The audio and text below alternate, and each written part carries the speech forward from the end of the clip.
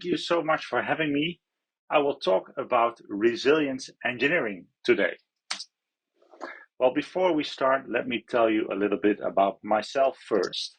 My name is Piet van Dongen. I am Dutch. I live near the German border with my fantastic two daughters and my wife. During the day, I am a cloud transformation consultant, which means that I spend most of my time helping organizations drive innovation using cloud technology. I do this either by advising them, implementing stuff, or a combination of both. I work at Luminis in the Netherlands, which I love. Luminis develops and implements cloud-based and data-driven solutions. We aim for the shortest time to value while improving customers' resilience, hence the title of this talk. I am also an AWS community builder and one of the leads of the Dutch AWS user group. Okay, that's enough about me. Now, there's a link between the interesting times we are living in and the theme of this talk. You see, resilience, or anti-fragility as it's also called, is all about dealing with unexpected fundamental surprises. It's about dealing with sudden disaster, about absorbing damage, and about recovering from it, or preferably coming out stronger at the other end than you were when you came in. So, what will you learn in the next 20 minutes? This is a talk about resilience engineering, so we'll start off with resilience. What does the resilience part in resilience engineering mean exactly? I have just given you some hints, but there is more to it. I will start there. Then, when we all have a common understanding of the term resilience, I want to talk about resilience engineering. Engineering resilience. After all, this is a technical conference, and most of us care about creating something and evolving it to cope with our increasingly complex digital and physical world. I'll talk about safety science, systems thinking, and the socio-technical system.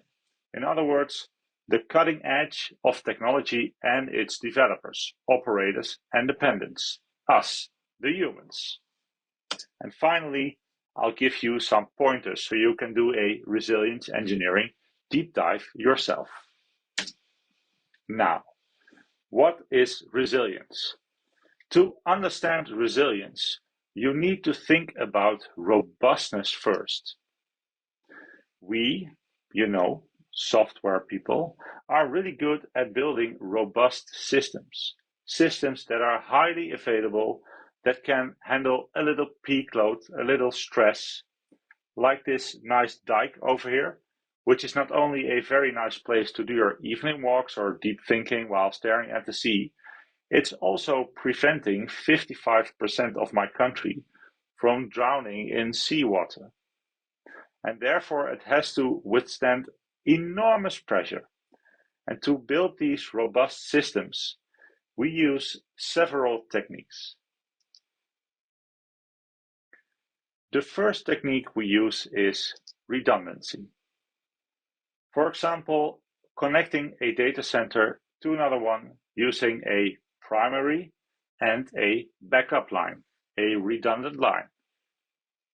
We use copies of systems as fallbacks, so we can keep serving customers if parts of the system suddenly stop responding, for example, when there's a rush of traffic coming in.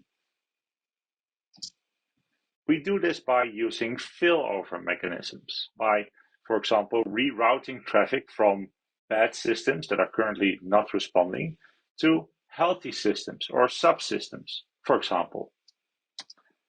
And lastly, we implement retry mechanisms to cope with those temporarily failing actions or services. Sound familiar? We do this because we tend to think about what might go wrong. Servers might fail, services may become unavailable, networks might become unreliable, services may go down, and that's what we tend to focus on. That's what's on top of our minds when we design systems. And that sounds wise, but this is actually doing ourselves and our users a disservice. Let me explain why. So, robustness is all about designing around the things we know can go wrong or might go wrong. Resilience engineering sometimes call these things that can go wrong the known unknowns or classical risks. If you want to defend yourselves against these risks, you end up with a very robust system with the properties you just saw. And robustness is nice, but it's not a very effective way to protect us from risk. It doesn't protect us against fundamental surprises. When the retroencabulators hydrocoptic Marsal vanes go from horizontal to vertical fumbling, will failovers, retries, and failbacks fix it? I don't think so. It won't. When things go south in the most unexpected ways, robustness is useless, and sometimes it makes matters worse. Sometimes, all of a sudden, stuff breaks and it takes us completely by surprise. We call these surprises the unknown unknowns. The stuff we don't know, to quote former US Secretary of Defense Ronald Rumsfeld. That's the stuff resilient systems can handle and robust systems cannot. Let's have a closer look at these unknown unknowns by classifying them. On the y-axis, we plot awareness, going from the bottom, low awareness, to the top, high awareness. And on the x-axis, we have knowledge, going from little knowledge to the right, great knowledge. This way we can define 4 quadrants. In the top right, we have the easy stuff, the things we are both aware of and we have a lot of knowledge about. We know what they are, and we know exactly what we need to do if they occur in terms of risk. Below that, little awareness, a lot of knowledge, the unknown knowns or secrets. We know they are out there, but we are not aware of the details. We can find out by asking around or investigating because others have dealt with these threats already. The last, still relatively easy category is that of the known unknowns. Little knowledge, a lot of awareness, the classical risks. We are generally aware that something can happen, but we don't know the details or mitigations yet. We can still prepare for them though. Now, the last category is the stuff that this talk is all about, the unknown unknowns.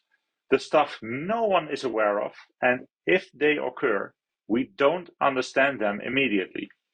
A blind spot, a black swan. You cannot prepare for what you don't know.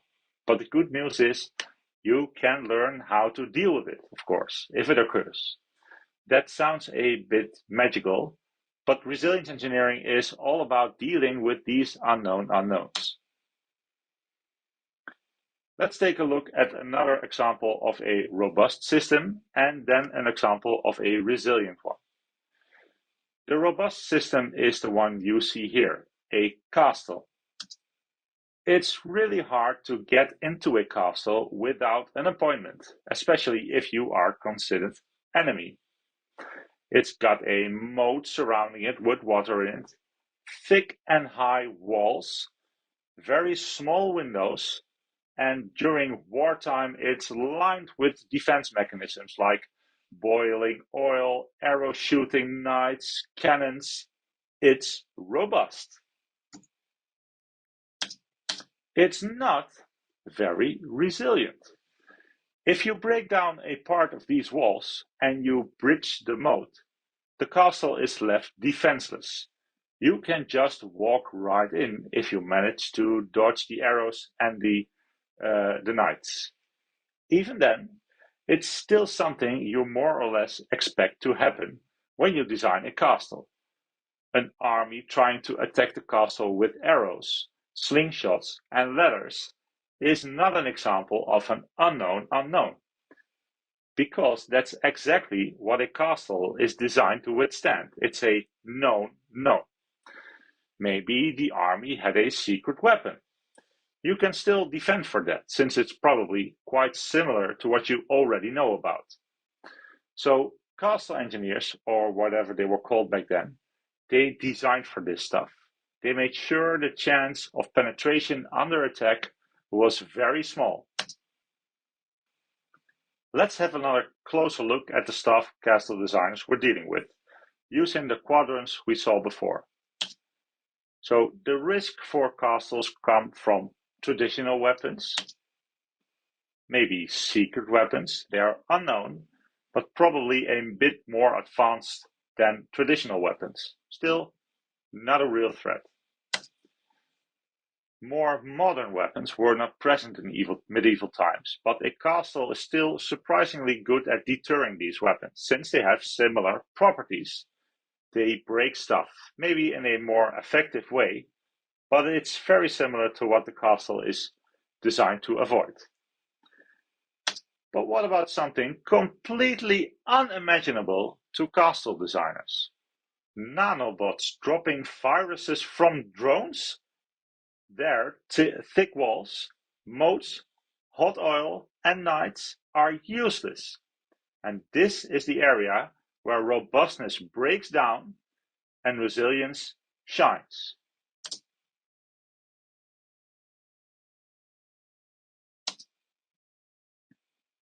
There you use resilience engineering. Let's take a look at resilience, at a resilient system now. Something we all have, our body. The human body, or any body for that matter, is an excellent example of a resilient system. You are wired to prevent accidents from happening because your nervous system is faster than your conscience. Every time you do something, your body is learning, especially when you almost get into an accident, like a near miss with another bicyclist. You subconsciously get better at preventing accidents by practicing. And if an accident does happen, like falling from your bicycle and breaking your arm while you were trying to get to your pregnant wife in the hospital, which I did a few years ago, your body still works, more or less. Not completely, and it hurts, but your body still functions. And even better, in a few weeks, any broken bones or bruises you may have suffered repaired themselves. Bones are good archetypes of resilience, therefore. You see, because bones are not made once and lasting a lifetime. They actually get replaced every 10 years or so. Not at once, but they get continually destroyed and rebuilt in such subtle ways that we don't notice it happening. And our bones do this because we put stress on them. And if we put stress on them, they strengthen themselves along these strain lines. Every time you shock your system, it gets stronger until it is highly optimized around your lifestyle, which is what makes your bones unique to you. Now, your bones are not intelligent. They don't know what you will do to them over time. They're also not centrally controlled. And there is no grand design or a manual that your body follows. The strength of your bones is not defined in your DNA. Running, walking, playing rugby, missing the last step of a staircase and falling, these are all unknown unknowns to your bones themselves. Yet they don't break most of the time. On the contrary, they get stronger with every blow, with every exercise and incident they suffer through. And that's exactly what resilience engineering is all about. Accepting constant pressure in surprising forms on the system as a given and using that to learn how to get better over time. Now that I've explained the difference between robust and resilient systems, let's dive into the engineering part of resilience engineering. Let's go back to my example about robustness. Like I said, robustness is about dealing with risk. If you think about things that can go wrong a lot, like we said before, you tend to focus on preventing error. And how do we do that in engineering? By minimizing variance. For example, by not allowing input outside of a predetermined range. We write lots of documentation, at least we are supposed to. A Boeing 747 flight crew operating manual, for example, is 3,000 pages long. We also try to enforce things, like making it impossible to shift to reverse while driving in your car. And that's all fine and dandy, but like I said, this helps us manage risk. It still doesn't help us defend against the unknown unknowns. Maybe you've seen the HBO series Chernobyl or heard of the accident. I'm an 80s kid, so I definitely have. The power plant has unfortunately been in the news a few weeks ago because there's a war going on in that area. But I'm talking about something that happened almost 40 years ago. In 1986, I was 3 years old. In Pripyat, then part of the Soviet Union, now in the Ukraine, one of the reactor cores of the Chernobyl nuclear power plant entered a runaway nuclear reaction, which led to an explosion and a meltdown of the core. And that's quite awful and shocking. But the accident is a great framework for learning and for explaining resilience engineering, because it is a great example of disaster caused by unknown unknowns. The reactor's control rods, the reactor core's control rods, had graphite tips, which set off a chain of reactions that caused the explosion of the reactor. People were not aware of this during that time. Bad management and top-down pressure caused people to take decisions that were not foreseen in any scenario or described in manuals. Critical information was covered up by people in powerful positions, making the aftermath and the lead-up to the disaster worse, just to name a few. So how do you deal with that? And that's what the field of safety science is all about, the birthplace of resilience engineering. In trying to create a safer world, safety scientists are trying to shift the focus from avoiding the things that can go wrong sometimes to making sure things go right most of the time. And they do this by focusing not only on technology, which we tend to do, but they focus on humans as well. When resilience engineering advocates talk about systems, they don't mean components or computers or networks. They're talking about the so-called socio-technical system. Socio as in the people that interact with the technology, like this man on this photo, and technical as in the technology we or he is interacting with. This perspective, this way of thinking about dozens or hundreds or thousands of parts that interact, have feedback loops, stocks, input, output, is known as systems thinking. You see, whether you like it or not, humans are always part of the systems we create. Take Chernobyl, for example, again. What was the system in Chernobyl? Was it just the nuclear power plant, the control room, the reactor, the steam turbines, the fuel, or the people as well? The operators, the managers, the government, the engineers? Or was it both? When thinking in socio-technical systems, the humans are just as important as the machines. So what, you might think now? How does this prevent error? What's the difference? How do you engineer resilience then? Surely you can only create systems, but not the humans as well. This is finally where the engineering part of resilience engineering comes into play. Because when things go wrong, they don't go wrong suddenly and all at once. Example again, Chernobyl. The explosion of the reactor core was the climax, for sure. But what caused it? What led up to this climax? The operators in the control room pushing a shutdown button? Maybe. But they did and could not anticipate this outcome. They didn't even completely understand what was happening at the time, even though they were surrounded by tons of data in the control room. And also, they were under pressure from their supervisors. They were under pressure as well. And nobody imagined that a shutdown would cause an explosion. What happened in reality was radically different from what people imagined would happen. The state of the reactor at the time was different from what people thought it was. Take this simple system, for example. It has two buttons, A and B. We cannot see what's inside. It's a proverbial black box. So if we want to learn how the system works, we can do several things. One, read the manual, but who reads manuals, right? I don't know if you do. I rarely do, and not for such a simple system anyway. We could open the box, but that takes time. It's cumbersome, and we have to put it back together again.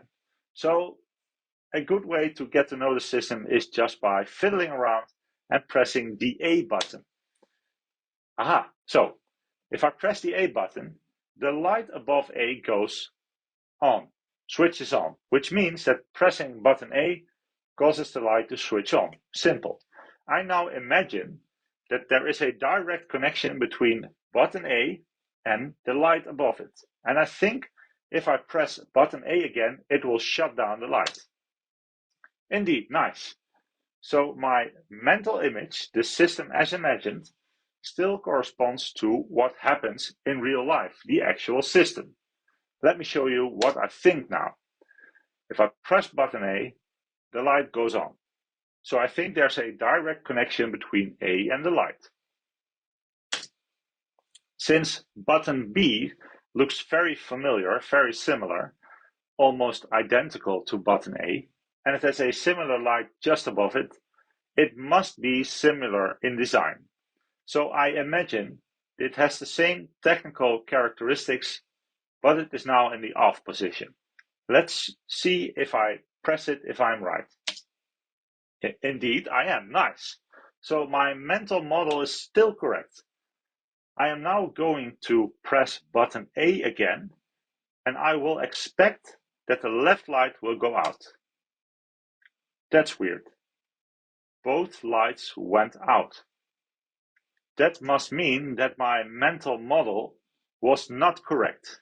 Something different must be going on under the hood. Luckily, I consider myself to be smart enough to figure this out. There. That was fast, and it's a good mental model. I was missing a power source in my previous mental model, of course. So I've added it. I think that button A switches off power to both lights. That's new. And button B only switches the right light. So this is a better model. It's fitting the reality I have seen. Now I want to see if my model is correct. So I think if I will press button B again, I expect that nothing will happen with the lights. They will remain off. What? How? This cannot be right. So this state is exactly the same as the initial state. A and B are not pressed, and the lights should be off according to my mental model, but they aren't. What's going on? There must be some kind of rule engine or computer playing tricks on me. I am not sure what's going on, so I'm going to open the box and see if that's the case. That explains it. A worm was crawling around in the box, and it short-circuited the light and the battery, bypassing the A button. So I was almost correct. And this example shows you that the system as imagined in my head is just a model. It's a very simple system in this case, and still my model could be incorrect. And the stuff we make every day is much more complex than this. So you can imagine the failure of a simple model in reality, in practice. Event-driven and microservices architectures are so complex that no one is able to fit the truth inside their head entirely. Take these models for Amazon, Netflix, and JP Morgan Stanley, for example. Models are not enough to fully capture reality, and no one can model a complex system completely. It's impossible. We need something better to control this organism-like technology. First, we need to learn how the system works by creating the right inputs and the right outputs. We need to make sure the inner workings of the system are transparent to us, so we can create a fitting mental model easily. Then, we need to continually experiment with the system by provoking it and seeing what happens. And that is one of the reasons that a field like chaos engineering exists. It embraces the fact that we cannot possibly create complete and 100% predictable models of systems, especially not over time. So we need to learn its limits by messing around with it, using chaos monkeys, doing fire drills, pulling network cables, switching off complete parts of the system, and causing general but contained mayhem. That is what resilience engineering embraces, the constant interaction of humans and machines. The human provokes the system, sees how it reacts, and then the human gets a little better at controlling the system. If something breaks, they can fix it or make sure, that's even better, that it won't even happen again in the exact same way by creating better controls or better outputs or both. So, resilience engineering is about much more than just cool technology. It's about the interplay of human, social factors and technical factors. Social, technical. That's the central theme of resilience engineering. To make sure things go right most of the time using the engineering and human skills we have. And lastly, when things go wrong, and they will go wrong, that's a given, keep an open mind. Don't focus on finding a single root cause, because a single root cause does not exist. Remember, a system is always some way running towards error. It only limits your chances of success if you're thinking about root causes and finding faults. Don't start to blame each other, but realize that accidents are a gift. They show you where your models and assumptions were incorrect and where the fault lines are. The accident is the best opportunity to learn how to improve the system, a system that increases the chances of success over time. That's what resilience engineering is all about. So in conclusion, resilience is not robustness. Resilience engineering is about creating success, not about eliminating error. And resilience engineering is about humans as much as it is about technology. It's about successfully controlling the complex system that they form together. Now, I hope that I've taught you a little something today. And this talk only scratches the surface, of course. And the same goes for me. The more I learn about resilience engineering, the more I realize there's much more to learn. And the same goes for the field, of course. That's why my colleagues and I have created several blog posts that will help you dive a little deeper. You can find it at the URL here, tinyurl.com/luminis-resilience. Thank you so much for listening to me. And I want to thank the organization for creating this opportunity to learn from each other. I hope you have a great day. And if there's any questions, I can answer them now. Thank you so much, Piet, for your talk. I don't know where to look. Where should I be looking? Where is Piet? Is he over there somewhere? I'll just look at you there. That's fine. Thank you so much, Piet. That was really a great introduction to resilience engineering. I don't think we have any questions in the app yet. If you do have questions, remember to put it under stage P1. But I guess I had a quick question, which was in regards to the practical application of this. So when we're saying, okay, we're going to not try to build for errors we already know about, does that just mean embracing minimum viable product a bit more and kind of just going for the bare minimum and just waiting with some good logging attached? Or like what's the practical implication of that mentality shift? Yeah, so that's a good question. So just doing a bare bones MVP and waiting for the first error to occur, that's a quick way to run into accidents. But that means that your system is unavailable for a lot of the early times that you build it for. So I think that resilience and robustness are complementary to each other. So you need to still create very robust systems, but you need to realize that you can never make sure that your system will be able to handle everything that the future will throw at you. So I think resilience is an addition to a robust system, and resilience thinking, so the culture of doing resilience engineering, is important to cultivate in a team. Yeah, so logging, monitoring, that kind of stuff is very important, and doing analysis of errors or accidents is really important. Yeah. Okay, thank you. I don't think there are any more questions, actually. So thank you so much for your presentation. I guess, do you know what I think it is? I think everyone's just keen for lunch. So I think that's what I'm going to go let them do. So thank you so much. Can we get a big round of applause for Piet? Thank you so much, Piet.